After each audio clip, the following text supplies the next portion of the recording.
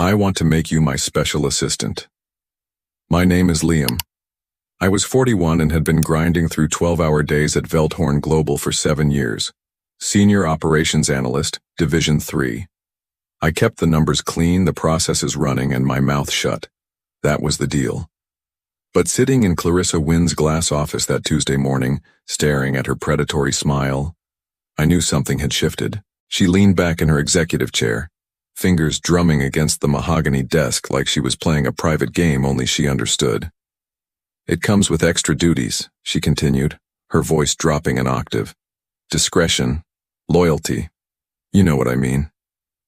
I kept my face neutral. 7 years of corporate survival had taught me to read between the lines, but this wasn't subtle. This was a proposition wrapped in corporate speak, delivered by a woman who thought her corner office gave her the right to treat employees like personal accessories. Clarissa had been promoted to Vice President of Business Strategy 6 months earlier. Fresh blood, they called it. Dynamic leadership. She was 38, sharp as a razor, and had climbed the ladder faster than anyone in company history. The board loved her quarterly projections. The shareholders loved her cost-cutting initiatives. But I had started noticing things. The way she lingered near my desk during morning rounds.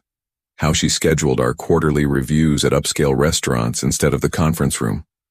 Last month, she had invited me to a weekend leadership retreat in Asheville. When I declined, citing family obligations, she had given me a look that could freeze water. Think about it, Liam, she said now, standing and smoothing her skirt. Opportunities like this don't come around often, especially for someone at your level. The pause before level was deliberate, a reminder that I was disposable, replaceable.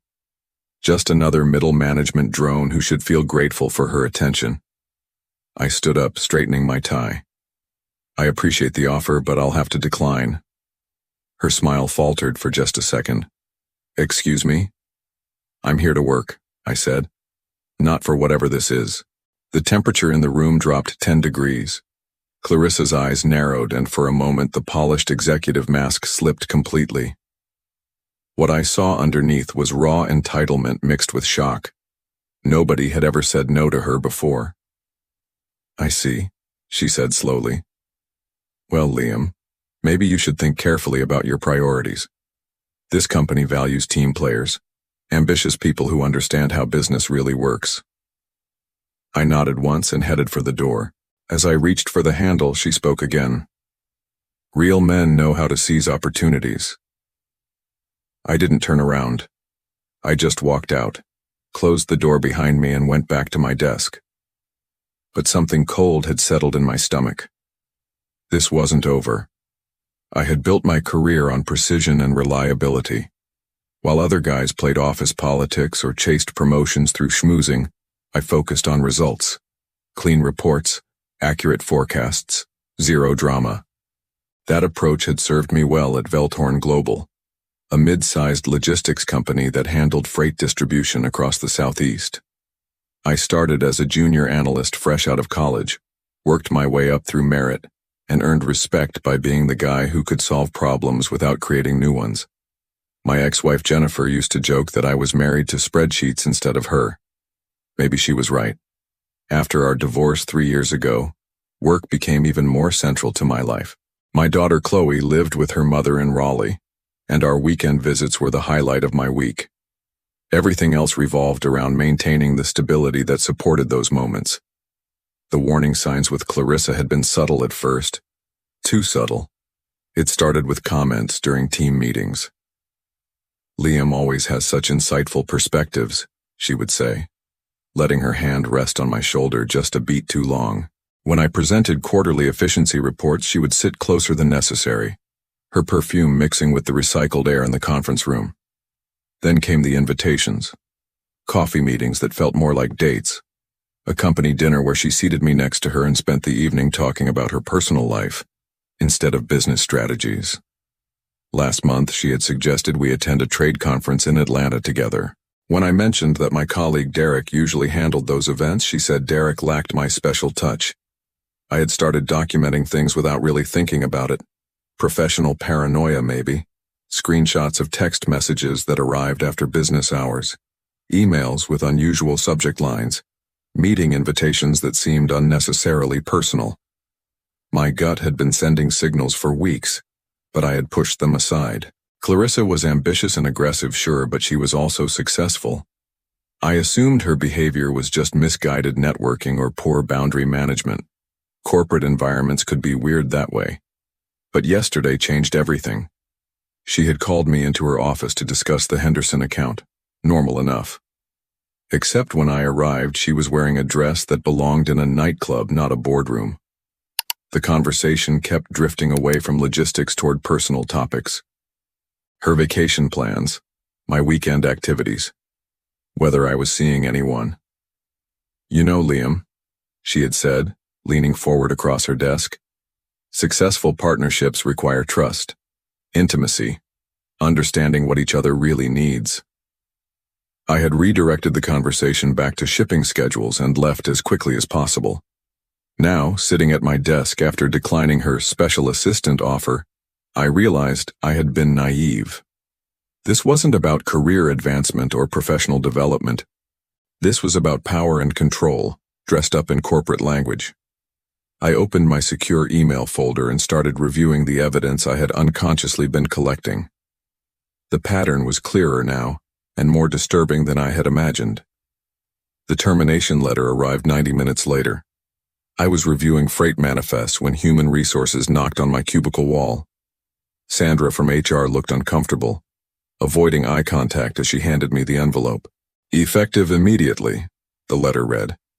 "Due to insubordination and failure to align with company values, your employment with Velthorn Global is terminated. Please gather your personal belongings and report to security for escort from the premises." I read it twice, then looked up at Sandra. She was wringing her hands like she had been ordered to execute a puppy. "This is a mistake," I said quietly. "I'm sorry, Liam. It came from executive level. I don't have any details." 5 minutes later, security was standing beside my desk. 2 guards I had seen 100 times in the lobby, now treating me like a criminal. Other employees watched from their workstations, whispering behind hands and computer monitors. I packed my few personal items, a coffee mug, a photo of Chloe, my backup phone charger, while one guard observed and the other filled out paperwork. The whole process took less than 10 minutes. As they escorted me through the lobby, I saw Clarissa standing near the elevator bank. She was talking to another executive, but her eyes were fixed on me. When our gazes met, she smiled. Not friendly, triumphant. "Real men know how to seize opportunities," she had said. Now I understood what she meant. This was punishment for not playing her game, a demonstration of power. Submit or be destroyed. I didn't react, didn't argue or make a scene. I just kept walking until I reached the parking garage, climbed into my Honda, and sat there for 5 minutes, letting reality settle. 7 years of steady employment. Gone. My reputation in the industry. Potentially damaged. My ability to support my daughter. Compromised. All because I had refused to become some executive's personal plaything. But as I drove home through Charlotte traffic, something shifted inside me. The initial shock was fading, replaced by something colder and more focused. Clarissa had made a mistake. She had assumed I was weak, disposable, someone who would slink away quietly and disappear. She was wrong. I had been documenting her behavior for months without even realizing it. Screenshots, email threads, meeting summaries, voice recordings from my phone that I had meant to delete but never got around to cleaning up. Professional habits had turned into an accidental insurance policy. When I got home, I went straight to my home office and opened my encrypted backup drive. Everything was there. Dates, times, witnesses. A pattern of inappropriate behavior that would make any HR department break into a cold sweat. I poured myself a beer, opened my laptop, and started organizing the evidence into a timeline. Clarissa wanted to play power games. Fine. But she had chosen the wrong target. I was about to show her what real precision looked like. I spent the weekend building my case like I was preparing a quarterly report. Methodical, thorough, no emotion, just facts. By Sunday night, I had compiled 6 months of documentation, 37 inappropriate text messages, 14 emails with suggestive language disguised as business communication, audio recordings from 3 meetings where Clarissa had made comments that would make any employment lawyer salivate. The most damning piece was a voice memo from last month. She had called me at home on a Friday evening, ostensibly about the Peterson contract. But 15 minutes into the conversation, after what sounded like her second glass of wine, she had gotten explicit about her expectations for our working relationship. "I take care of people who take care of me, Liam," she had said, her words slightly slurred. "Career advancement, salary bumps, special projects that look great on a resume. All it takes is understanding what I really need from you." I had kept the recording because something in her tone had triggered my paranoia. Now I was grateful for that instinct. Monday morning, I called Velthorn Global's employee hotline and requested a meeting with the compliance department. They scheduled me for Wednesday afternoon with Jessica Barnes, the senior compliance officer. I arrived early, dressed in my best suit, carrying a folder thick enough to choke a horse. Jessica was professional but guarded.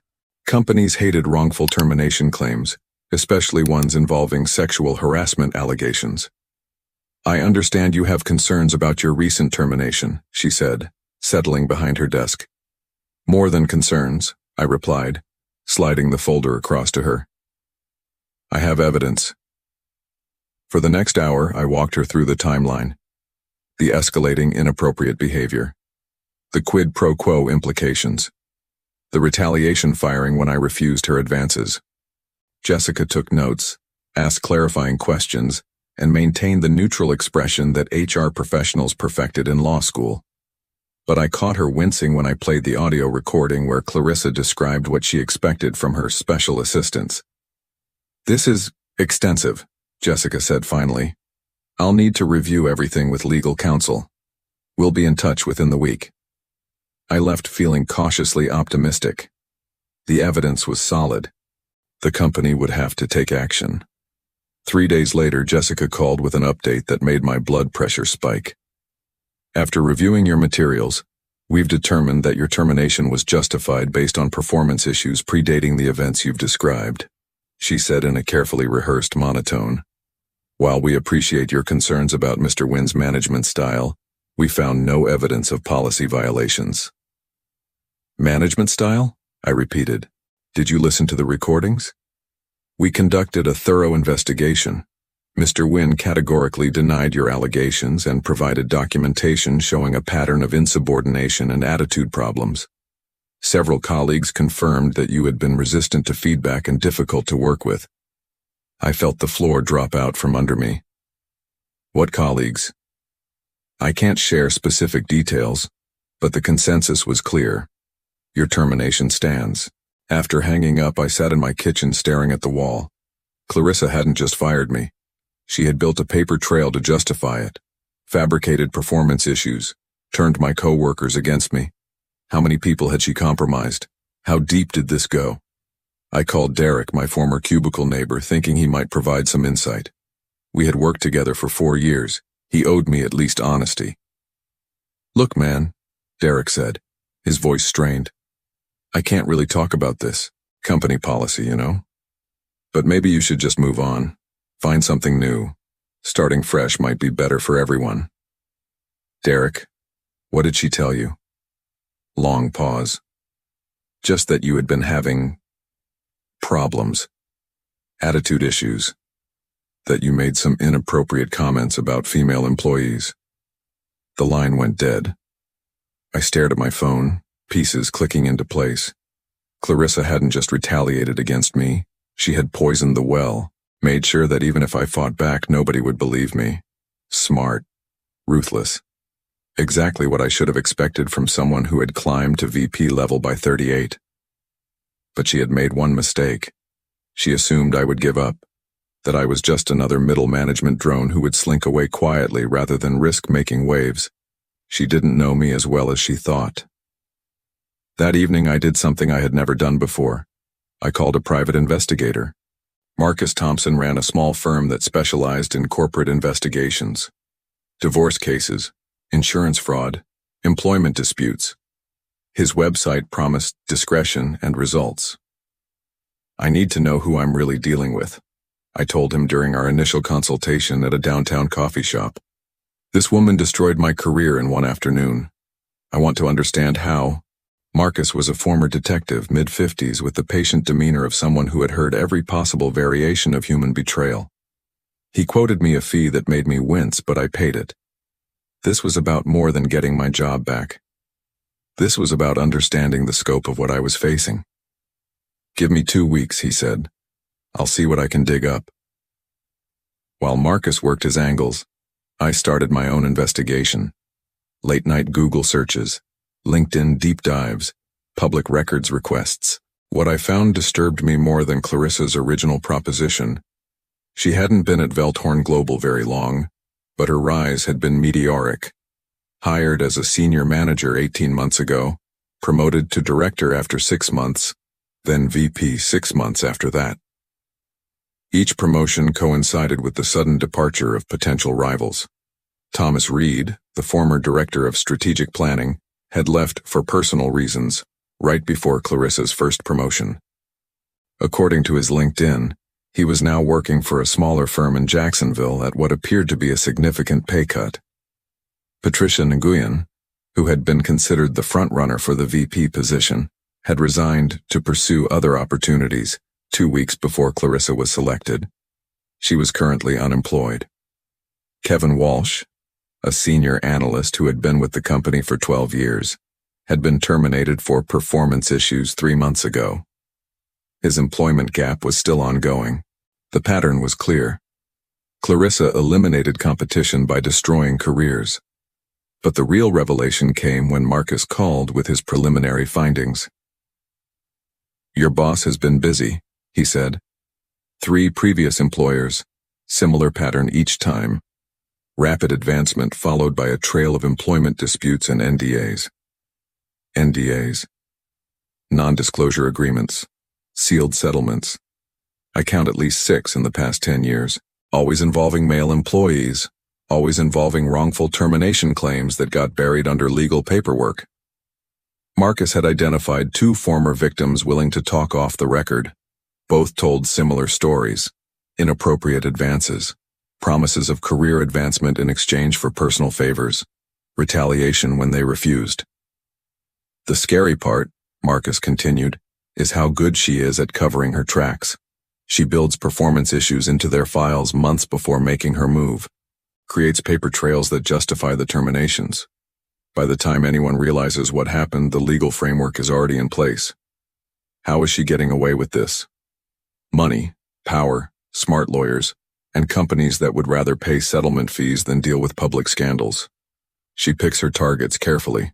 Middle management guys with families and mortgages, people who can't afford lengthy legal battles. That night, I lay awake staring at the ceiling, processing the scope of Clarissa's operation. This wasn't just harassment. This was a systematic predator who used corporate structures to hunt and destroy careers. How many men had she victimized?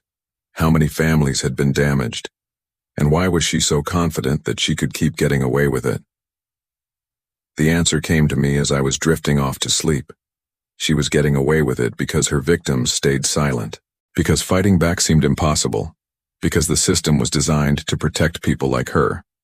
But systems could be changed, patterns could be exposed, and predators could be stopped. I just needed to be smarter than everyone who had tried before me. The next morning, I made 3 phone calls that would change everything. First, I called Thomas Reed in Jacksonville. It took some persuasion, but he agreed to meet for coffee. His story confirmed everything Marcus had uncovered. Inappropriate advances, fabricated performance issues, a termination that destroyed his career trajectory. She ruins lives for sport, Thomas said, stirring his coffee with shaking hands. I tried to fight it, spent 15 grand on lawyers, got nowhere. The company had documentation going back months showing I was a problem employee. All fake, but legally bulletproof. What if we worked together? I asked. Pooled our evidence? He shook his head immediately. I signed an NDA as part of my settlement. I can't be involved in anything official. But if someone else happened to discover certain information, he slid a flash drive across the table. I can't stop you from finding things on your own. The second call was to Patricia Nguyen. She was more cautious than Thomas, but agreed to an anonymous phone conversation. Her experience was identical. Advances, threats, character assassination, career destruction. She's protected, Patricia told me. Board connections, legal resources, and she's smart enough to only target people who can't fight back effectively. What if we could change that equation? How? By making the cost of protecting her higher than the cost of exposing her.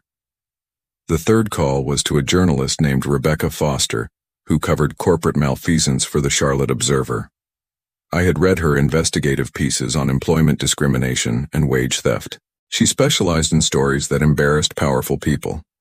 Serial sexual harassment with corporate cover-up, Rebecca said when I outlined the situation.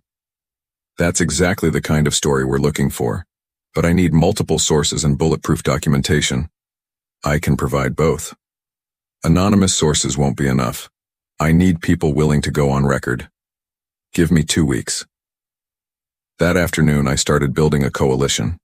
Marcus had identified 8 potential victims across Clarissa's employment history. Some were protected by NDAs, but others weren't. Some were afraid to speak up, but others were angry enough to take the risk. The breakthrough came when I contacted David Brooks, a former Velthorn Global employee who had been terminated 6 months before my arrival. Clarissa had been a manager then, not yet a VP, and she had overplayed her hand with him. I documented everything, David told me during a secure phone call. Recordings, emails, witnesses. I was planning to sue, but my lawyer said the company would drag it out for years and bankrupt me in the process. What if cost wasn't an issue? What do you mean? I'm putting together a group, multiple victims, coordinated response, media attention, the kind of pressure that makes companies cut their losses instead of fighting. David was quiet for a long moment. You really think we can take her down? I think we can make staying quiet more expensive than speaking up. By the end of the week, I had 4 men willing to go on record. Thomas couldn't participate officially, but he provided background documentation. Patricia agreed to serve as an anonymous source. Marcus had uncovered financial irregularities in Clarissa's expense reports that suggested additional ethical violations. Most importantly, I had figured out Clarissa's weakness. She was successful because she operated in shadows, picking off isolated targets who couldn't fight back effectively. But she had never faced coordinated resistance. She had never dealt with victims who refused to stay silent. Rebecca Foster agreed to move forward with the story. Her editor approved a 3-part investigative series that would run over consecutive weeks, building public pressure and making the situation impossible for Velthorn Global to ignore. This is going to get ugly, Rebecca warned me. She'll fight back. Try to destroy your credibility. Are you prepared for that? I thought about my daughter, about the men whose careers Clarissa had destroyed, about the future victims who might be spared if we succeeded. Let her try, I said. I've got nothing left to lose. The Charlotte Observer published the first article on a Tuesday morning. Corporate Predator: How a Rising Executive Used Power to Abuse Employees. Rebecca had done her homework. 4 victims on record. Documented evidence spanning 3 companies. Financial irregularities. A pattern of corporate complicity. The story went viral by noon. By 2 p.m., Velthorn Global's stock price had dropped 12%. The company's phone lines were jammed with calls from reporters, investors, and advocacy groups. I watched it unfold from my kitchen table, monitoring social media and news feeds. Every share, every comment, every expression of outrage felt like vindication. Wednesday brought the second article. The cover-up: How Companies Enable Workplace Predators. This one focused on Velthorn Global's response to complaints, the fabricated performance reviews, the NDAs, The systematic silencing of victims. Clarissa's LinkedIn profile disappeared Wednesday afternoon. By Thursday, the company had issued a statement placing her on administrative leave pending an investigation. The third article ran Friday. Breaking the silence. Victims speak out about workplace harassment. This was the most personal piece, featuring detailed interviews with the men whose careers she had destroyed. My phone buzzed with a text from Rebecca. Board meeting called for emergency session this weekend. Sources say termination is a foregone conclusion. Sunday afternoon, Velthorn Global issued a terse press release. Following a comprehensive review, the company has terminated Clarissa Wynn for violations of corporate conduct policies. We are committed to maintaining a safe and professional workplace for all employees. No mention of the victims, no apology, no acknowledgement of systemic failures. But it was enough. Marcus called that evening with additional news. 2 of her former companies just announced they're reviewing old cases. Lawyers are calling it a potential liability nightmare. I poured myself a beer and stepped onto my back porch. The evening air was cool, and Charlotte's skyline twinkled in the distance. For the first time in months, I felt something approaching peace. 3 weeks later, I got a call from Henderson Industries, a logistics company based in Raleigh. They had been following the story and wanted to discuss a senior analyst position. "We need someone with your attention to detail," the hiring manager said. "Someone who understands the importance of documentation and ethical practices."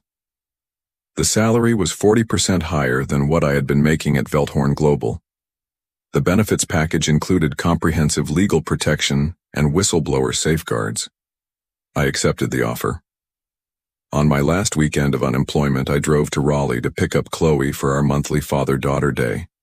She was waiting on the front porch when I arrived, backpack slung over her shoulder and a gap-toothed grin that made everything worthwhile. "Dad, Mom said you got a new job," she said as we drove toward the park. "Is it a good one?" "Yes, sweetheart, it's a good one." We spent the afternoon at the Science Museum looking at exhibits about space exploration and dinosaurs. Normal things, simple things, the kind of moments that made fighting worthwhile. That evening I got a text from an unknown number. "Thank you," it read. "You gave me the courage to speak up about my situation. A friend." Over the following months, I heard from 6 other men who had faced similar situations at different companies. Some had decided to file formal complaints.